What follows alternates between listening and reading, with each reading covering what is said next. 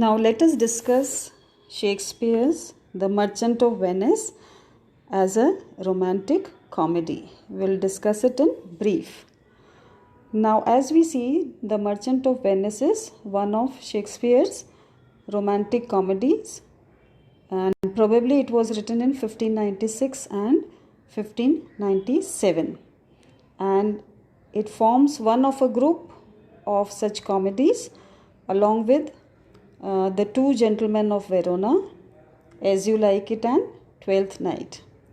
Now, romantic comedy was a popular and much preferred type in Elizabethan theatre, and all the features of the same are present in The Merchant of Venice.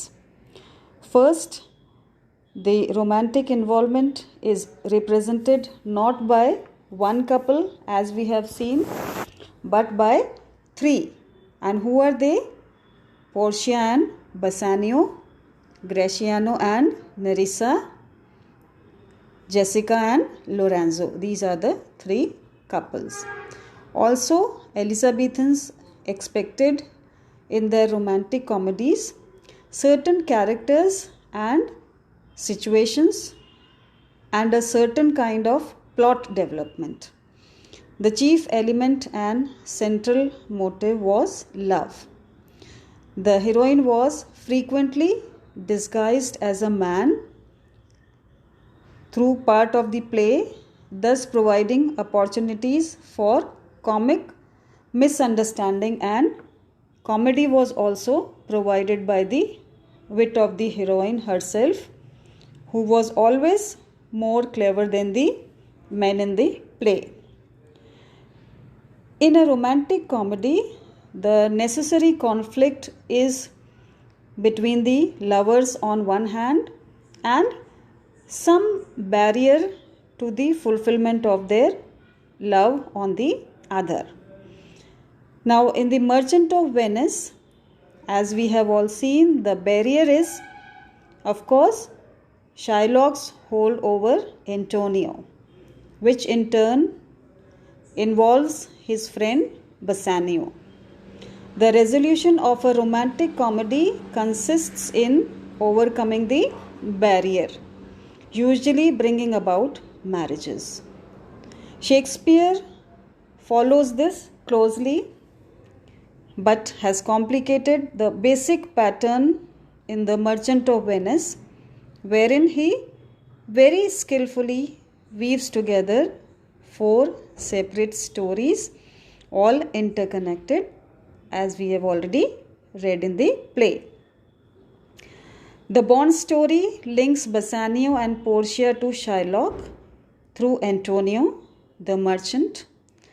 Bassanio needs money in order to woo Portia, and his friend Antonio is that source, even though he must borrow from Shylock, giving as surety a pound of flesh. Now, this bond is agreed upon in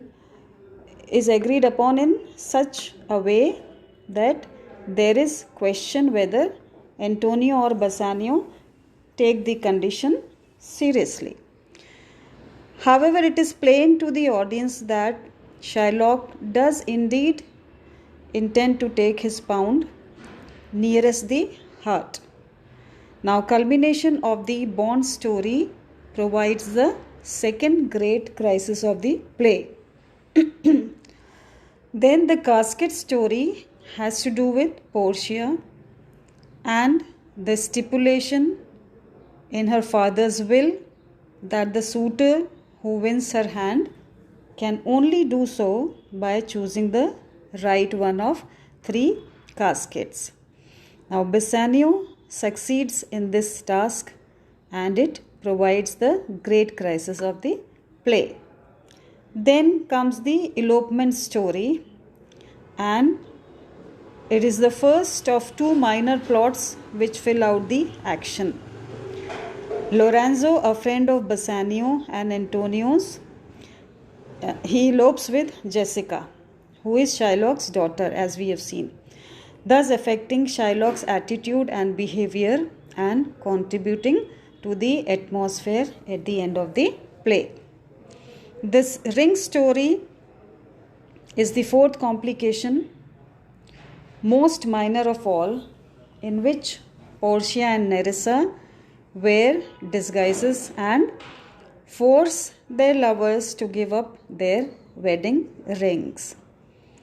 Now, the mirth of the confusion is pleasing to the viewers who already know the joke.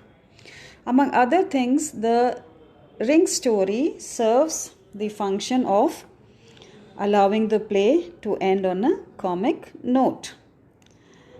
The play is set in Venice, Italy, and provided Elizabethans a return to the land of the classics, which held such glamour and excitement for Englishmen interested in learning new and worldwide culture. The play was acted many times previous to its presentation before. Who was the king then? King James I in 1605. And he enjoyed it so much that it was again presented at court 2 days later, and we have no record of its being performed again for almost 100 years. Then from 1701 to 1741, Shylock was presented as a comic, farcical rogue.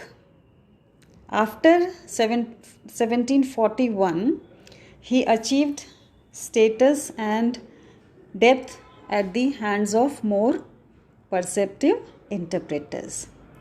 And during the 19th and 20th centuries, his role has been coveted by great Shakespearean actors. Now, The Merchant of Venice, thus a romantic comedy that it is, has been most popular both with the audiences and actors.